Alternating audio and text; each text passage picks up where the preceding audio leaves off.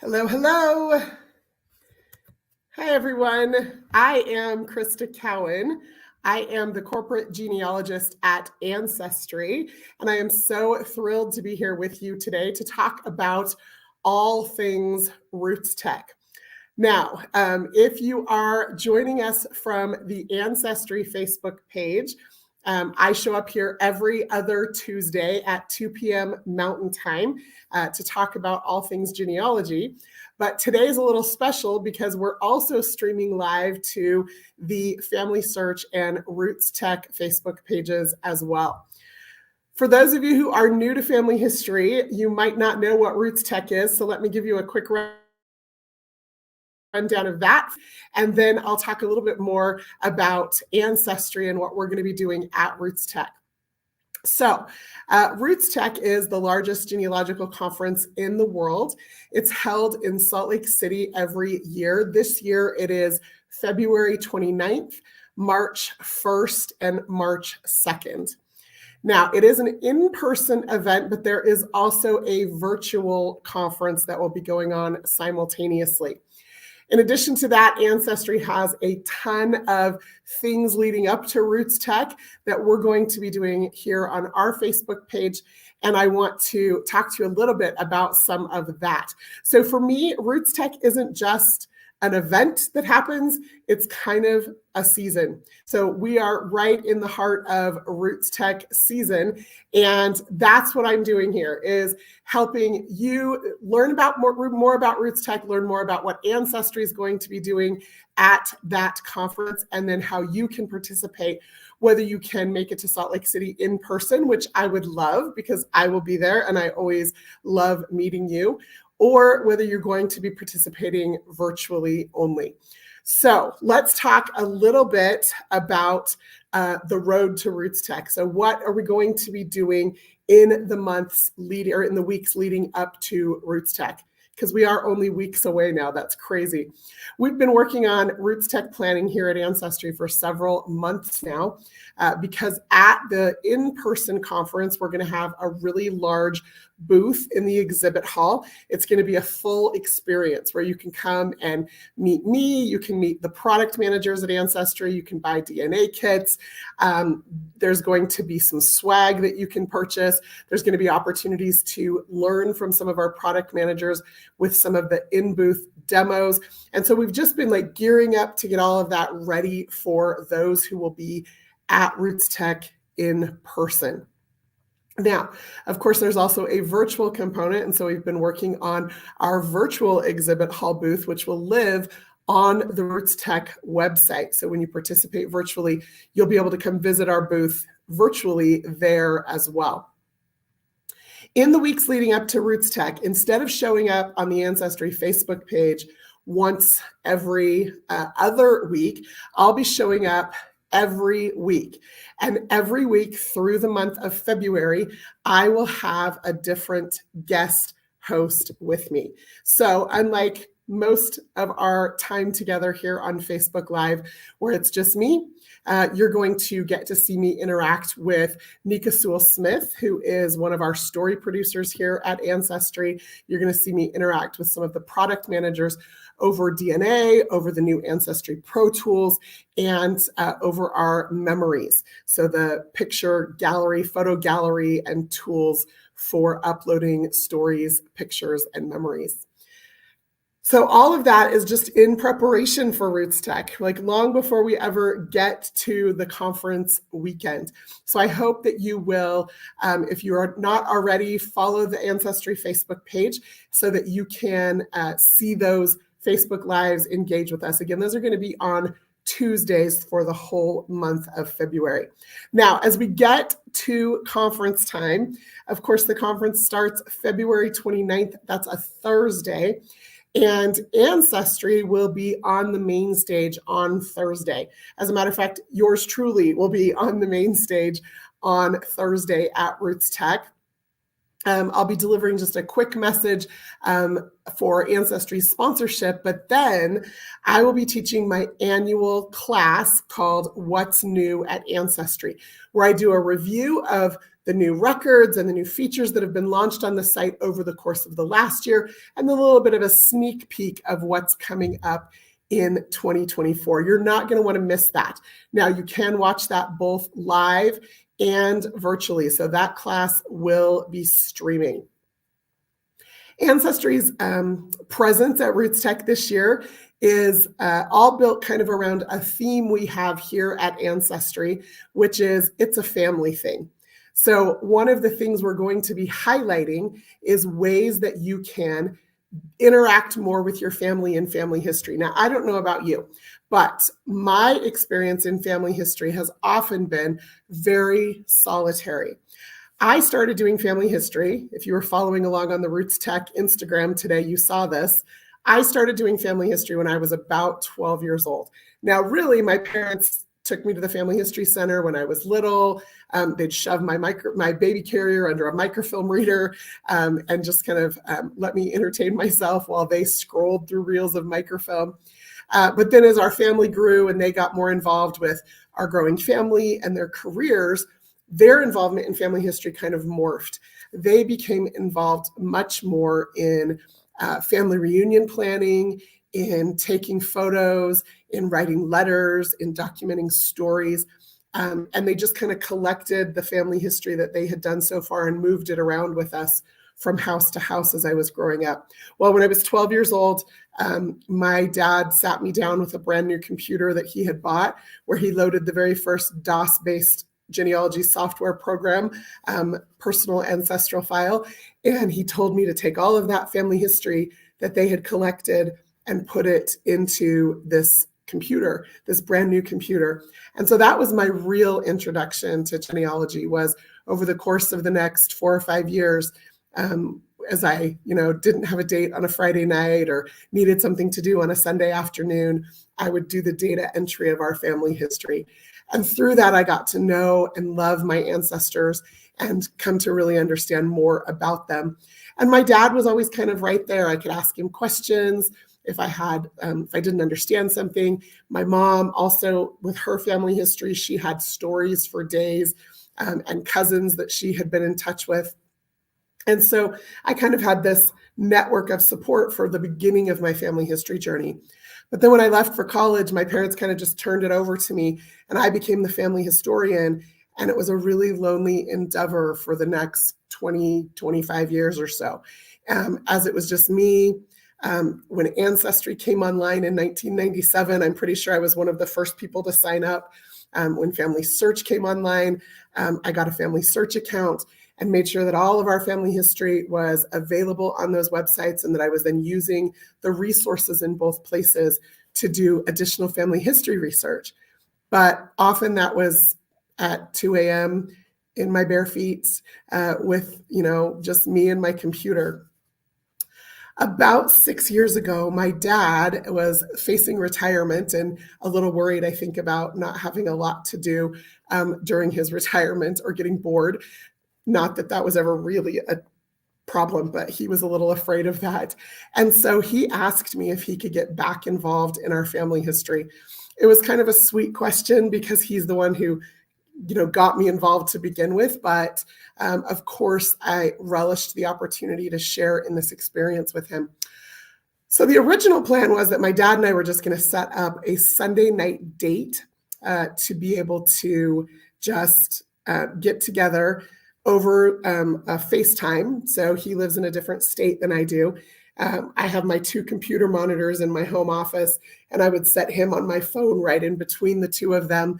And I would walk him through how to understand his DNA results and how to use the new software that had developed since he'd been kind of away from it for a while. I've walked him through how to search for different things and how to compare records and do record analysis. And it was supposed to just, I thought originally, be a little bit of I'm going to train him and then I'm going to give him jobs to do in our family tree. Well, it blossomed into something entirely different, and I am really grateful for that. My dad and I now, for the last 6.5 years, have spent every Sunday night, I think we've only missed 4 Sundays in that whole time, from about 9:30 p.m. my time, he's an hour earlier, till about 2 in the morning, we work on family history together. And not only has it become a true family thing for us, it has changed the nature of our relationship. My dad is now one of my dearest friends. And before he was just my dad.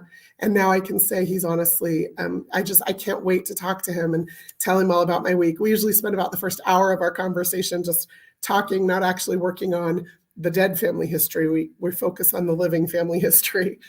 So in the process of that, we've gotten other family members involved. My mom has gotten back involved in family history. My siblings and I have gone on some family history trips to places where our ancestors have lived. We've brought some of our cousins along. And at RootsTech this year, you're going to get to hear about one of those trips in my presentation called It's a Family Thing. So watch out for that. Again, that will be available both at the live and the virtual conference, but I will talk a lot about how to get family members involved, and we'll do it in the context of this kind of analogy using this trip that I took this last summer with 9 family members in a 15-passenger van that I drove on the wrong side of the road. It was an adventure. So look for that. I'm going to take a little drink for a second. My voice has been coming and going with some kind of winter crud, so don't want to start coughing too much. So that's 2 of the presentations that I'll be doing at RootsTech. I'll also be talking about the new Memories Center on Ancestry. So last year, Ancestry talked a lot about Storymaker Studio. We've rebranded that as Memories, and it's really just your Ancestry family tree gallery with all the attendant suite of tools and features that you can use to organize and categorize and find and preserve and share those family stories, that as well. Now, I've been talking a lot. I would love to hear from you. I do have a little bit more information to share with you. I do have one more class I'm going to be teaching at RootsTech. I want to give you a little bit of information about what you can do to prepare for RootsTech, and then we'll wrap up with some wrap-ups. So before I dive into that, I'd love to hear from you about what questions you have about RootsTech. So have you been before? If you have been before, give us your best tip. If you haven't been before, talk about, let me know in the comments what questions you have. Okay, Kathy's glad my voice is back, and then now here I am, and it's dying again.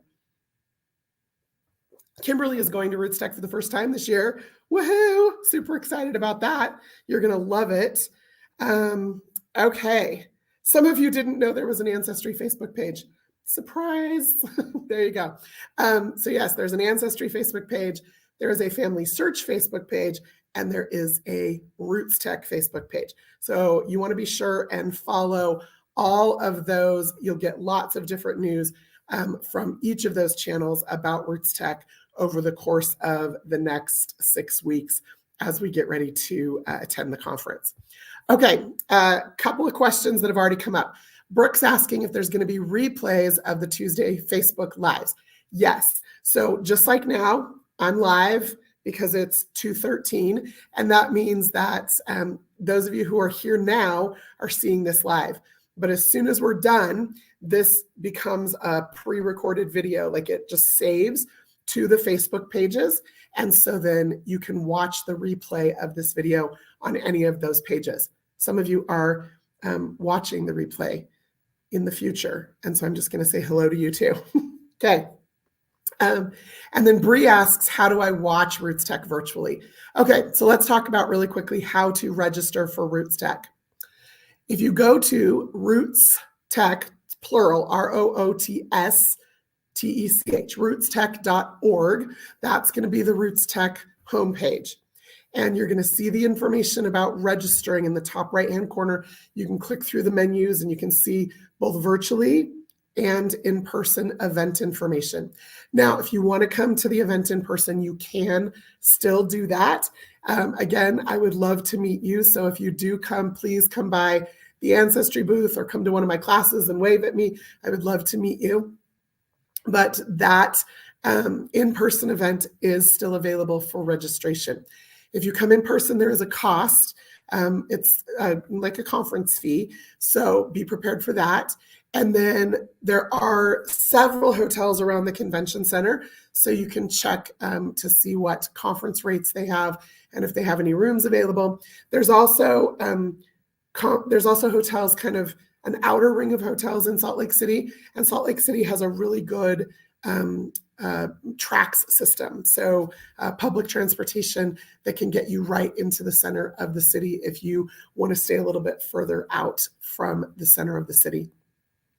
It's a really walkable city. Of course, the weather is always a little bit unpredictable at the end of February, not as unpredictable as right now, which I guess we should expect snow in Utah in January.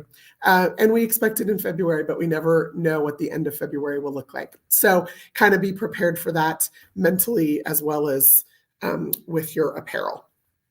So that's if you want to attend in person. That same website is where you are going to get the information about attending virtually. Virtual registration is free. So you can register online, and then you'll get all the emails and the notifications and the information about participating virtual. And your virtual participation is going to be right there on the RootsTech homepage. So you can just, on the 29th of February, you go there. The schedule information, the full schedule information will likely be published in the weeks leading up to RootsTech so that you can see exactly what's going to be streaming virtually. Those of you who will be attending in person will be able to see exactly which classes you have to select from each hour and what other activities are going on. I hear there's going to be a masquerade ball or a masquerade event on Thursday night. I've already got my mask picked out, so super excited about that. So just some fun, different activities going on in addition to a really great learning environment for those of you who just want to come and escape and immerse yourself in a family history experience. Okay. Yeah, Pat says she actually took the days of RootsTech off work last year just so she could sit home and watch the virtual conference. So yeah, some people like to schedule around RootsTech so that they can do that. Okay, Pat's also asking about registration, and she said she registered on day one and hasn't gotten any emails yet. So once you register for RootsTech, you should receive emails. If you don't, be sure to check your junk mail folder. You're going to want to whitelist the RootsTech email address from that first email that you got that may be hiding in your junk mail folder. If it's been a long time, your junk mail folder may have cleared out. So I would recommend maybe just going in, especially if you're just registering virtually, just go through that registration process again and then make sure you're set up to receive those emails. Emily has a question here about attending all 3 days or just one day. So for those of you, especially those of you who might be local here to Salt Lake or in the, Inner Mountain West area where it's not too much of a drive to get to Salt Lake, you can come for a one-day event. So you can buy a pass for just one day, Thursday, Friday, or Saturday. Now, I will say, of course, that I'm speaking every day. So of course you're going to want to come for all 3 days so that you can see me. But maybe you can't get Thursday or Friday off work, in which case come on Saturday. Saturday at RootsTech is also Family Day. And so a lot of people bring their teenagers and their older children, and it's a lot of just interactive fun in the exhibit hall. All the exhibitors have been made aware that there will be a lot of kids there. And so there's oftentimes activities for the kids to do. So it's just kind of a different energy on Saturday, but it's a very, very big family vibe. So you can check out, if you can only come one day, I would recommend maybe coming on Saturday. Or if you can get time off work, coming on Thursday, because that first day of the conference energy is also pretty cool. For sure, though, if you can come all 3 days, come all 3 days. Okay, let's see. I'm just looking through your questions, making sure I'm not missing anything. Some of you are sharing really sweet stories about how you do research with your own families. I love that. I would love to see more families get involved. Now, that said, I know that not everybody is lucky enough to have family members who are interested or care about family history. So one of the things that I will be sharing in my presentations at RootsTech are some tips and tricks for getting people interested and involved, including getting people to download the Ancestry mobile app, which is free. We'll be talking about how to share your tree, how to share those stories. So be on the lookout for those classes. Okay, I'm just looking to see if there's any other questions before I dive into the last couple of things that I have prepared for you. I don't think so. Okay, so I told you I'll be teaching What's New at Ancestry.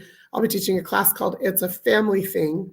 I'll be teaching a class about using the Ancestry Memories Gallery Center to preserve and share family stories.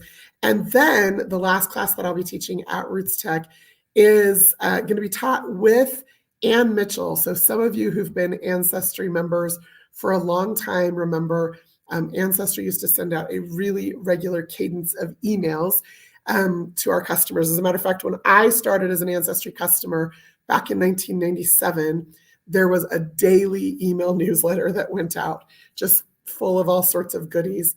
And then the cadence kind of dropped to a week, and now we have a monthly update with other periodic updates throughout the month. But one of those email newsletters used to have an article called Ask Ancestry Ann. Ann Mitchell is one of the product managers here at Ancestry. Not only is she a product manager who helps kind of guide how different products and services are developed here at Ancestry, but she's also a brilliant genealogist. And so she wrote this article and would answer customer questions. Well, Ann and I will be teaching a class at RootsTech about the new Ancestry Pro Tools. And if you haven't learned about Pro Tools yet, you can get a little sneak peek of that if you go to my Instagram account. So it's just at Crista Cowan. You can see how my name's spelled there on the screen. And I have a highlight bubble called Pro Tools. So when we first launched them back in December, I show screenshots and talk about each of the different tools. Now, Ann is not stopping with just those 5 features that we introduced at launch. She has more features coming in Pro Tools, and she's going to be at RootsTech with me to talk about some of those additional features. And then maybe we'll be able to give you a little sneak peek of some of the other things that she has planned for incorporating into that product experience. So those are the 5 classes that I'll be teaching at RootsTech. There will be plenty of other opportunities for you if you're in person to come to the booth and participate in our booth demos and talk to different genealogists throughout the company, different product managers from different areas of the company. Some of our DNA science team will be there. So if you're going to be there in person, come find us in the exhibit hall. If you're going to be there virtually, Ancestry will have a virtual exhibit hall booth where we've outlined all sorts of different classes, videos, handouts, lots of just different things on that virtual exhibit hall booth for you to get access to so that you can continue your family history education. Now, last 2 things I want to share with you. One is how to prepare for RootsTech. So one of the things that I would encourage you to do is it sounds kind of woo-woo, but like set an intention for the conference. For me, I have family history goals for the year. I have a couple of brick walls that I want to break through. I have a descendancy research project that I'm working on. My dad and I have this ongoing goal that's almost become a game to figure out who all our new DNA matches are. So I have 4 or 5 things that I'm constantly kind of working on in my family history. If you haven't taken the time to think about that yet, I would encourage you to do that. New year and all of that, it's a great time to set some goals. So think about what it is you want to accomplish with your family history. Maybe you want to write a book about a particular ancestor or branch of your family tree.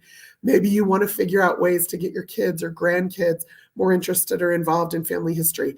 And then be really intentional about writing those 4 or 5 things out. That's going to give you a really clear lens through which to look at RootsTech, so that as you're going through this list of classes, virtually or in person, that sometimes can feel a little bit overwhelming, you have a focus. You're like, oh, I need to learn more about how to figure out who my DNA matches are. So I'm going to look for classes that are going to help me with that. Or I want to publish a book for my kids. And so I'm going to look for classes that are going to help me do that. I want to learn more about how to print a big, gorgeous family tree on my wall and that I can then hang and then give copies of to my brothers and sisters. And so I'm going to go to the exhibit hall and look for companies that do that. I'm interested in descendancy research, or I need to know more about how to do research in Germany to break through this particular brick wall. So do you kind of see how that works?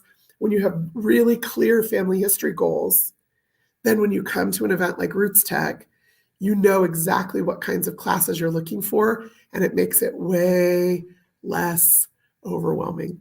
So lots of great education and opportunities for anybody, regardless of what your family history goals are.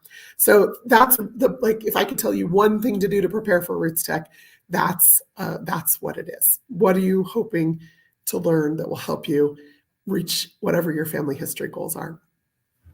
And then if you come to RootsTech, virtually or in person, and you spend that whole first day, sometimes it feels like you're trying to take a drink from a fire hose. Like there's so much information coming at you, and there's so much stimulus, especially if you're there in person.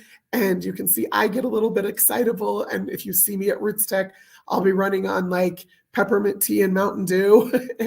and it's just this fantastic energy-filled environment.